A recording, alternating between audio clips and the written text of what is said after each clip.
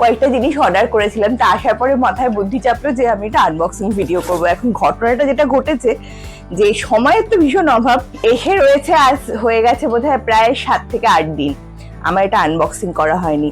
এখন প্রচন্ড ভয়ে রয়েছি যে বাই চান্স যদি কিছু ভুল টুল বেরোয়, অনেক সময় হয় না ভুল থাকে বা জিনিসটা ঠিক থাকলো না, ডিফেক্টিভ আইটেমস হলো, তাহলে আর ওরা আমাকে চেঞ্জ করে দেবে না। এটা ইডলি মেকার অ্যাকচুয়ালি, আমার আগে যেটা ছিল সেটা নষ্ট হয়ে গেছে। বাবা এ তো খুলতেও পারছি না, চার দিয়ে দিয়ে খুলতে হচ্ছে। বাবা এইগুলোকে আবার সব সেট আপ করতে হবে, আলাদা করে এসেছে, 4টে থাকাচ্ছে। স্ক্রুড্রাইভার নিয়ে এলাম, এইটুকু যদি নিজে না করতে পারি তাহলে বাবা মা দুজনেই বলবে তুই আর আমার মেনস। আপনারা কি নিজেরাই সব করেন নাকি আপনাদের হাজবেন্ডরা করে দেয়? আমার হাজবেন্ডের এত টাইমই নেই, বলবে এরকম ভাবে জিনিস কিনেছিস কেন, এমন জিনিস কেন যেটা সম্পূর্ণ তৈরি করাই আসবে।